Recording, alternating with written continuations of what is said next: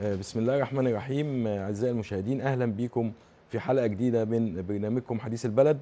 زي ما عودناكم دايما بنناقش كل المشاكل والمعوقات اللي بتواجه المواطن المصري أثناء مباشرة حياته اليومية. بنناقشها بشكل جاد، بنناقشها بطرح يعني أفكار لحل بعض المشاكل وبعض المعوقات اللي احنا بنتكلم فيها دايما. الدولة المصرية في الفترة الأخيرة يعني منفتحة على جميع الطروحات والافكار اللي هي من شانها، يعني اللي احنا دايما مش عايزين نهاجم او نقول في اخطاء هنا، لازم نقول برضو الحلول. يعني برضو لازم نشارك كلنا كاعلام وكخبراء في جميع التخصصات، لازم نشارك ونقول راينا ونقول الطروحات والافكار اللي من شانها ان هي تحل المشاكل اللي بتواجه المصريين. طبعا النهارده بيشرفنا في حلقتنا النهارده الخبير الاقتصادي والسياسي الكبير الباشمهندس ايهاب محمود. اهلا بحضرتك يا اهلا باشمهندس. وسهلا يا دكتور، واهلا طبعا بالساده الله المشاهدين. يخليك. طبعا حضرتك دايما موجود معانا في حلقات. طبعا احنا دايما بنستفيد من الشخصيات والخبراء اللي بيبقوا موجودين معانا. يعني احنا ما بنطلعش اي حد على فكره، لازم يبقى هيفيد ويضيف، وده دور الاعلام. اللي احنا دايما لازم نستفاد من الحلقات النقاشيه ونستفاد من اللقاءات الاعلاميه، يبقى ليها هدف وليها مردود وليها عائد على المواطن وعلى الدوله. وده فعلا اللي احنا بنستغل بقى الباشمهندس ايهاب دايما معانا في تحليلاته الاقتصاديه المهمه والسياسيه، بما انه احد قيادات حزب الجيل الديمقراطي. فطبعا برحب بحضرتك. النهارده بنناقش ملفات مهمه جدا، بت بت بت يعني بنشوفها في الفتره الاخيره، ونشوف اهتمام المواطنين بشكل مباشر بيها، زي موضوع التامينات والمعاشات. والمعاشات طبعا ده موضوع مهم جدا، عايزين حضرتك تكلمنا عليه باستفاضه، خاصه ان كان في كلام كتير في الفتره الاخيره. وهل المنظومه الجديده دي هتساعد في حل المشاكل؟ طبعا احنا شفنا بعض المشاكل الدوله بتقوم ب يعني دورها ان هي بتحل المشاكل اللي موجوده بتواجه هذه الفئه، وبنشوف برضو مجلس النواب بيناقش دايما الحاجات اللي هي من شانها حل بعض المشاكل دي. طبعا انا في البدايه برحب بحضرتك وبالساده المشاهدين، وبقدر جدا مجهود حضرتك كاعلام هادف بيسعى دايما الى نشر الايجابيات ونبذ السلبيات، خصوصا في الفتره اللي بتمر بيها الدوله المصريه وبيمر بيها الشرق الاوسط والعالم كله من تغيرات جيوسياسيه مهمه جدا. الموضوع اللي حضرتك طرحته موضوع غايه في الاهميه، وكان يعني صدر عليه يعني بعض الاطروحات وبعض الكلام اللي هو خاص بالتامينات والمعاشات، لان الفتره اللي فاتت كان في تغيير للسيستم، وكان في سيستم جديد بيضاف، وكان في اجتماعات في لجنه النواب، وكان في حضور رئيس الهيئه العامه للتامينات. كل ده من شانه ان احنا بنضيف سيستم جديد، او الدوله بتضيف سيستم جديد من شانه الحوكمه والإحكام على كل المستفيدين والمشتركين في تحت عباءة يعني الهيئة العامة للتأمينات والمعاشات، علشان تذليل كل المشاكل والحصر المظبوط للأشخاص المستفيدين عن حق. ما يبقاش حد خارج المنظومة مستفيد أبدا، لا كله هيبقى مستفيد. ولكن كانت الفترة بس اللي فاتت فيها تغيرات في بعض السيستم، من شأنه ان هو يعني ممكن يكون عطل الصرف لبعض الوقت، لكن تدخلت الحكومه والجهات المعنيه طبعا والمسؤوله بحل المشكله ديت.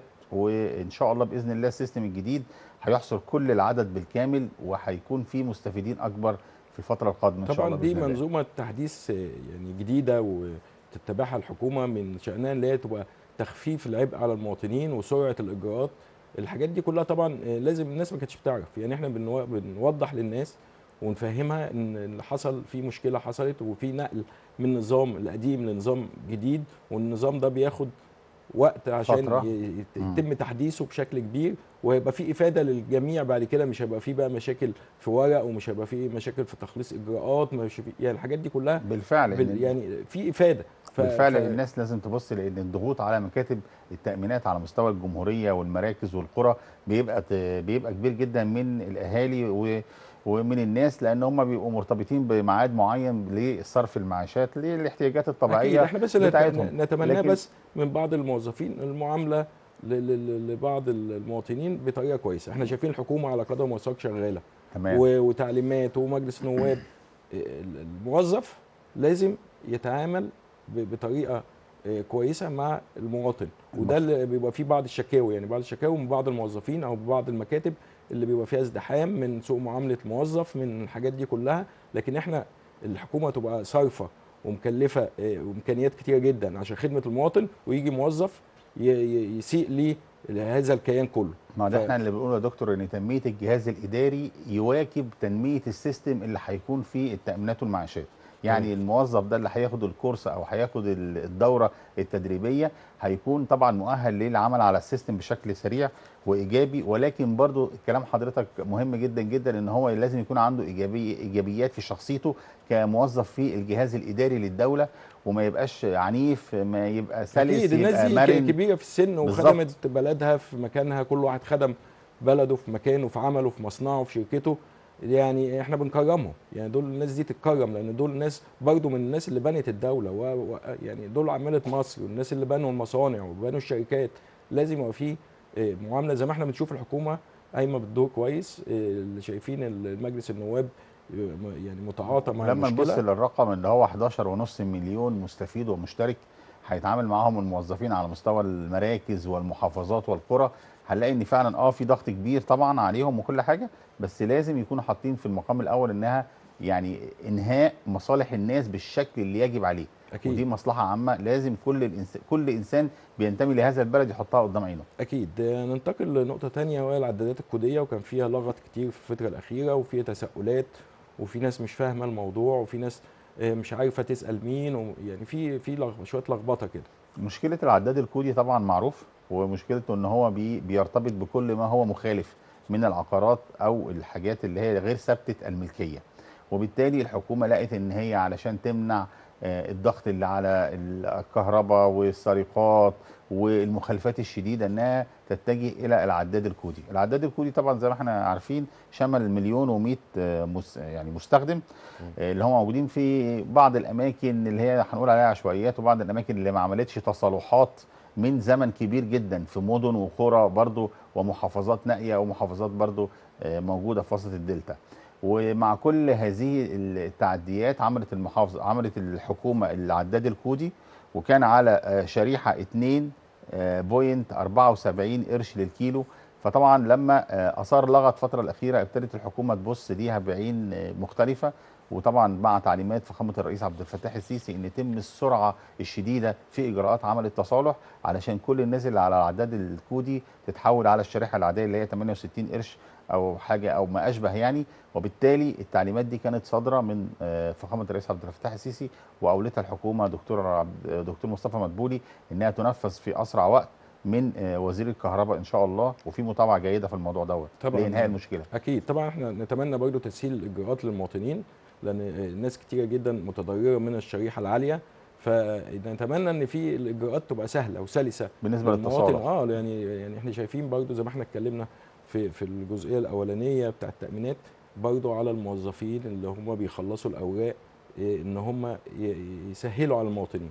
هو تنميه الجهاز زي ما قلنا دكتور، تنميه الجهاز الاداري ليس بس بالورق، لا أكيد. او بالمراكز او بالرتب او الدرجات، لا طبعا يعني حاجات جديده، دورات وتحديثات جديده. احنا بنحدث الاجهزه، يبقى لازم نحدث اللي قاعد على الجهاز، نحدث العقول، بناء الانسان زي ما احنا قلنا. بناء الانسان ده مهم جدا، والاهتمام بالمواطن والاهتمام بطريقه التعامل معاه ده شيء مهم جدا.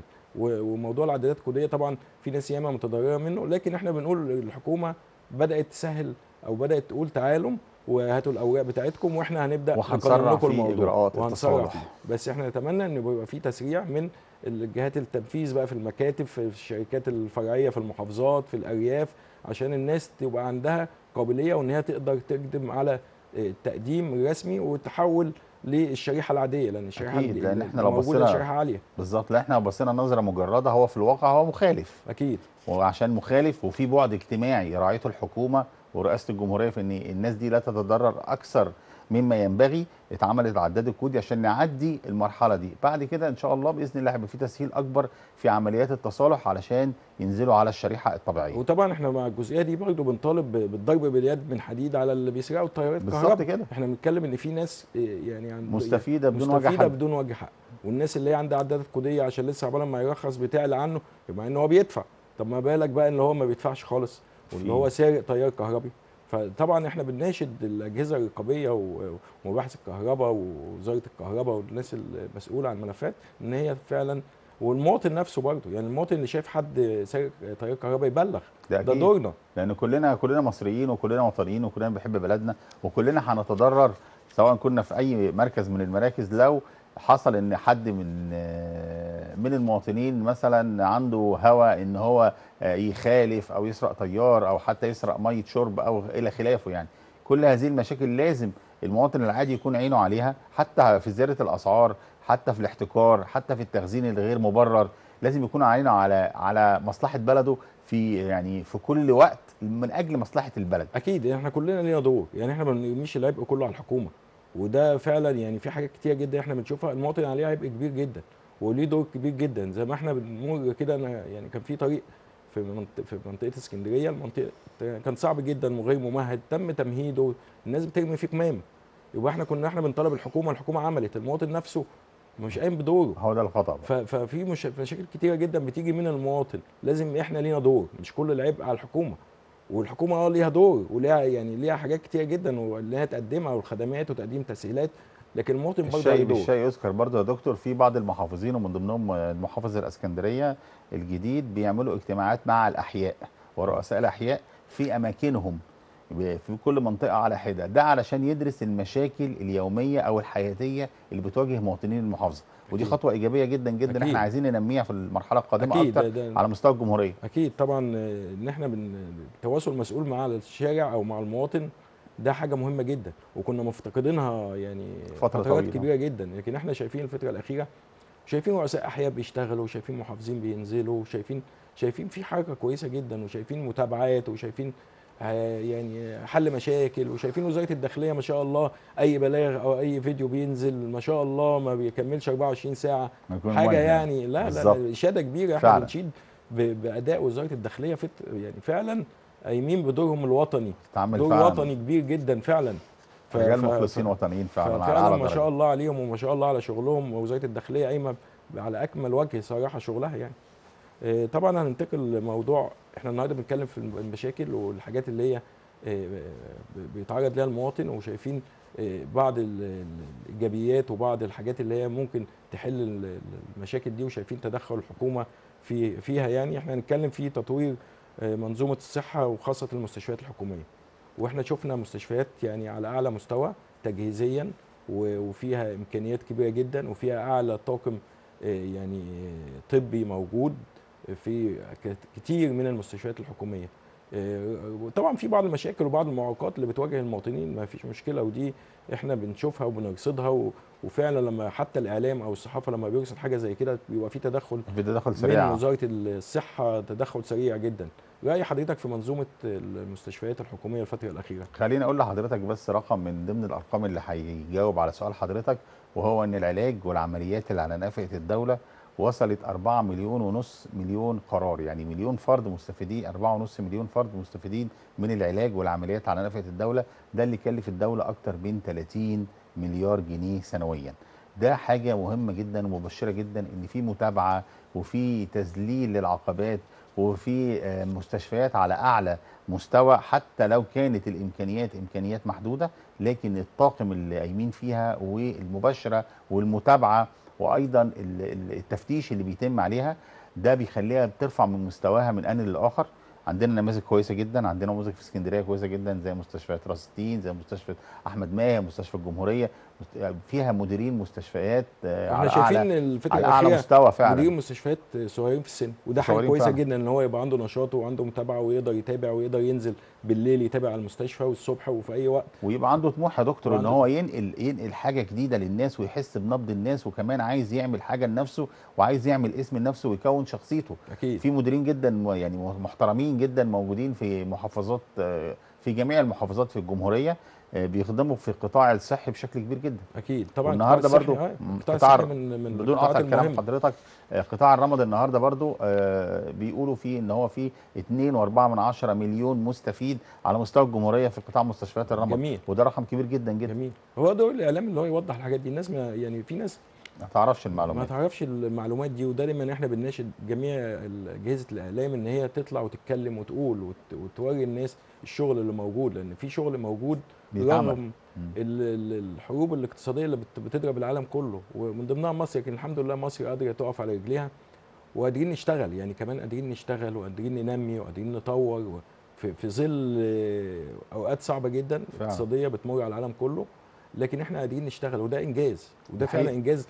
وزي ما احنا بنقول، احنا مش بنقول كلام من الفضا، لا احنا حضرتك قلت ارقام ونشوف احصائيات، وفي حاجات احنا بنشوفها بعينينا، مش كلام هي كده القياده على السياسيه الهوا. بصراحه وفخامه الرئيس عبد الفتاح السيسي كان مذاكر وقاري المشهد من زمان، من بعيد، من 2014 اكيد اي وبعد مشهد ذلك. في حاجات كتير فعلا جدا. في تنوعنا للسلاح، في العمل على الاستثمارات الأجنبية المباشرة، في دخول الصناعات، في فتح أبواب للاستثمارات، في السياحة، في اكيد حاجات كتيرة الناس جدا كانت جدا بتهاجم اهتمام. الدوله ويقولوا احنا كباري ومباني وبعد كده احنا اتاكدنا الحاجات دي كلها ليه. كلها دي اتعملت علشان احنا لما يكون عندنا بنية تحتية قوية احنا هنقدر نجذب يعني المستثمر، وهنقدر يبقى عندنا طرق للوصول الى المواني والوصول الى المصانع والمناطق الصناعية والمناطق حتى السياحية بشكل مذلل وواضح وسهل وسلس. الحاجات دي لو ما كانتش اتعملت وفعلا تم اهمالها في عهد سابق لمدة 30 عام، كنا هنفضل محلك سر مش هنتحرك. بالعكس هيبقى اكيد انا زي اللي لابسين بدله من حديد، كل ما يعني اكيد بيملى اكيد البنيه التحتيه بيتقل والكباري وزنه. والحاجات دي مع زياده العدد ما كانتش هتستحمل. اكيد طبعا. فكان هيبقى صعب جدا، كان هيبقى وضع صعب جدا جدا. المدن الجديده، المدن اكيد دي السكنيه وسعت الجديده، الدنيا، كل حاجه وسعت جديده. اكيد. المواني اللي تم انشائها جديد، حتى ميناء العريش، في مواني، ميناء طابق، في حاجات كتيره جدا هتتطور، وميناء ابو قير في وده في وقت اسكندريه. صعب يا باشمهندس. احنا جدا بنقول ده في وقت صعب اقتصاديا بيمر على العالم كله، ومن ضمنها جدا. مصر. اللي انت تعمل الانجازات دي بجد، يعني شغل كبير جدا في وقت صعب، لا ده انجاز. بس لان رئيس الدوله عنده هدف، وهدف واضح، احنا ان نتمنى هو ان هو احنا نتمنى يطلع يا بمصر باشمهندس لقدام. ان كل المسؤولين في الدوله يحتذوا بالرئيس عبد الفتاح السيسي. ده اكيد. بجد والله. ده اكيد والله. يعني من اكبر مسؤول لاصغر مسؤول، ودي حاجه مهمه جدا. ودي احنا بنقولها دايما، ان احنا لازم يبقى عندنا مسؤول بيحب، او يعني اي موظف بيحب بلده، بيحب مهنته، عنده تطوير. ما يبقاش هو زي ما احنا بنقول ده جاي موظف بس يمضي على ورق، لا ده عنده فكر وعنده تطوير. زي ما حضرتك قلت الرئيس عبد الفتاح السيسي طلع عنده يعني وجهه بعد نظر في حاجه، نظر وبعد نظر في حاجات كتير جدا. وطني مخلص من الطراز اكيد الرفيع. تنوع السلاح، الاسلحه اللي احنا كنا بنجيبها وكنا بنتهاجم، بنجيب صح. السلاح ليه؟ صح. هنعمل بيه واحنا ايه؟ دلوقتي عرفنا احنا بنجيب السلاح وبنتحارب ليه. من قنوات اه الشر في كل حته، لا وبيقولوا علينا احنا بنعمل ايه وهتعمل بيه اكيد ايه وده ايه، اكيد، وفي لا الاخر احنا عرفنا دلوقتي، كل المصريين بالظبط كده عرفوا احنا بنجيب سلاح اتضحت ليه. الصوره. اتضحت الصوره. وكان فعلا وجهه النظر سليمه، يعني في مواضيع كتيره جدا. مدى لان القياده السياسيه قاريه المشهد ومذاكره المشهد من بدري، اكيد. وعارفه ان هي ايه اللي يتعمل وايه اللي ما يتعملش. ما هي دي القياده السياسيه اللي احنا بنثق فيها، وكل المصريين مليون بيثقوا في فيها. المية. اوقات صعبه جدا بتمر على المنطقه، ومصر في قلب يعني في قلب المنطقه، في مكان فيه صراعات وفيه مشاكل وخليني وفيه اذكر حروب. لحضرتك حاجه، ان برضو القياده السياسيه مع كل هذا ما كانتش بتتوانى ابدا عن مكوك من الزيارات العالميه لكل دول العالم، وتصليح علاقتنا بكل دول العالم، حتى الدنمارك والنرويج وكل الدول في الشمال، في الشرق، في الجنوب، في الغرب، في كل الدول احنا موجودين. مصر موجوده، القياده السياسيه موجوده، بتبرز اهم ملامح مصر الجديده والجمهوريه الجديده بشكل جدا مختلف عن ذي قبل. كل الناس بتحترم مصر، كل الناس عينيها على مصر، كل الناس شايفه مصر في تطور غير مسبوق. جميل. وده فعلا احنا شايفين الخارجيه المصريه حتى والعلاقات مع الدول، يعني ما شاء الله احنا بقى يعني ليه علاقات كبيره جدا في افريقيا وفي اوروبا وفي دول، في جميع الدول. ودي فعلا بفضل القياده السياسيه، وان هي بتفكر دايما خارج الصندوق. اكيد. يعني استضافه ده في دول المعارض، كتيره وفي اماكن ما كانش لينا علاقات بيها خالص، وفي فعلا دول فعلا نهائي. وده كان صعب جدا ان دوله زي بحجم مصر مالهاش علاقات ببعض الدول. لكن الحمد لله في اخر زياره يا دكتور مع تنزانيا، والمكاسب السياسيه والاقتصاديه والصناعيه اللي احنا هنجنيها من هذه الزياره، وقصه بناء السد دي تدرس. اكيد دي تدرس فعلا، تدرس لصالح القياده السياسيه في وقت فعلا كل الناس عزفت على انها تعمل ابسط مجهود في دول حوالينا. الدول كلها مشاكل، دول كلها صراعات. احنا لا، مصر الحمد لله رب العالمين دولة متماسكة، دولة قوية، دولة بتسعى دايما لاقتصاد نامي وقيادة سياسية واعية جدا لما يحدث في المنطقة. فيعني كل التحية والتقدير لفخامة الرئيس عبد الفتاح السيسي. هننتقل لحديث مهم جدا للرئيس عبد الفتاح السيسي اثناء افتتاحه الاوكتاجون. طبعا اتكلم في نقط مهمه جدا وبتمس المصريين. الشارع المصري. الرئيس دايما يعني حاسس بالشارع وحاسس بالمواطن وحاسس بالمشاكل اللي موجوده، وعلى قد ما بيقدر بيدي تعليماته دايما لحل المشاكل دي وحل المعوقات دي وطرح افكار جديده ان هي تقدر تطور في كل المنظومات اللي هي بتخدم المواطن. طبعا الرئيس طرح يعني في خطابه مواضيع كويسه جدا او مفيده جدا للدوله المصريه، مكافحه الفساد، وده حاجه مهمه جدا. تمام. حضرتك ممكن تكلمنا عنها؟ انا شايف ان طبعا ده ان احنا بنقول على طول ان احنا التواصل الاجتماعي بينقل لنا اخبار زي ما حضرتك ذكرت، ان وزاره الداخليه لا تتوانى في انها تضبط اي حاجه بتوصل لها عن طريق التواصل الاجتماعي. فالرئيس عبد الفتاح السيسي كانت رسالته واضحه، مكافحه الفساد مش بس عن طريق الجهات الرقابيه، لا، عن طريق المواطن المصري الصالح اللي شايف اي فساد في اي منظومه من المنظومات او في اي شركه او في اي هيئه او في اي مكان يقدر يبلغ عنه، يقدر يوجه على طول. عندك حمايه المستهلك، عندك سلامه الغذاء، عندك جهات كتيره، الرقابه على الصادرات والواردات. عندنا دلوقتي بنشوف كل على التواصل الاجتماعي مثلا وزاره الصحه وسلامه الغذاء وغيرها وحمايه المستهلك بتضبط مصنع تحت السلم وبتضبط منتجات فاسده. الكلام ده ما كانش بيحصل قبل كده، لكن الرساله دي كانت رساله موجهه ان كل الناس تشتغل وتشتغل بقوه لمكافحه الفساد. وما تيجي تعليمات من اعلى واحد في الدوله على رئيس الدوله، يعني رئيس الدوله نفسه بيتكلم عن مكافحه الفساد، ده في حاجه يعني كله تحت الميكروسكوب زي ما بيقولوا. بالظبط. انا شايف، انا واي عارف، حد انا شايف كل حاجه، انا اكيد متابع كل شيء واي وعارف حد كل شيء. هيمشي غلط هيتجاب. بالظبط كده. اي حد هياخد رشوه هيتجاب. اي حد، يعني حاجات كتيره جدا من انواع الفساد طبعا دي كانت في عصور كتيره مضيعه حقوق المواطنين. فانا شايف ان النقطه مهمه جدا. وكان بيتم السكوت عليها في العصور السابقه. اكيد لما رئيس الجمهوريه نفسه هو اللي اتكلم في هو الموضوع، اللي يصر على قوي انها تظهر ويبقى طبعا. فعلا يعني موضوع لجميع الاجهزه اشتغلوا ونفذوا. رساله واضحه. الموضوع الثاني اللي الرئيس عبد الفتاح السيسي اتكلم فيه وموضوع مهم جدا جدا جدا، وهو عوده المجالس الشعبيه المحليه. ودي حاجه مهمه جدا. وزي ما احنا بنقول دلوقتي طبعا زي ما احنا بنتكلم في مكافحه الفساد، طبعا احنا كنا اول مره نشوف رئيس حي بيتقبض عليه في عهد الرئيس عبد الفتاح السيسي، نائب محافظ مش عارف ايه الحاجات. المسؤولين دول كنا احنا اول مره نشوفهم بالظبط. اللي بيبقى عندهم قضايا فساد اللي هم بيتمسكوا. لكن فعلا عوده المجالس المحليه، لان هي تبقى رقابه على الاحياء ورقابه على المحافظه، وازاي تشوف الموازنه بتاعه المحافظات وبتصرف في ايه، والاحياء وشغل الاحياء والادارات الهندسيه والمشاكل وبعض الحاجات اللي احنا كنا بنشوفها، او بعض زي ما احنا بنقول يعني الحاجات اللي هي بتاذي المواطن، اذا كان بقى في رشاوي، في مش عارف تعنت، في حاجات زي كده. عوده المجالس المحليه مهمه جدا. الرئيس عبد الفتاح السيسي فتحها. انت حضرتك شايف الموضوع بمنظورك ازاي؟ طبعا عوده المجالس المحليه ده شيء في منتهى الاهميه، وانا اظن ان ده التوقيت المناسب اللي اتكلم فيه الرئيس عبد الفتاح السيسي عن الموضوع دوت، لان هي ده المطبخ السياسي في الشارع المصري اللي هيطلع كل السلبيات الى السطح، اللي موجوده في المراكز، في القرى، في النجوع، في المحافظات، وهيبتدي الحل المباشر مع القيادات المحليه للمحافظه او للمسؤولين عن الاداره المحليه بوجه عام، علشان نقدر ان احنا نكون مجالس محليه داخل المحافظات تكون لها قوه انها تقدر تحل مشاكل المواطنين باكبر قدر من الامكان.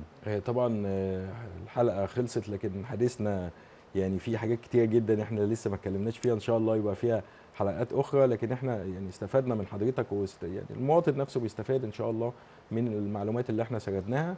وان شاء الله نلتقي في حلقه جديده من برنامجكم حديث البلد. كان معكم عمر عوض.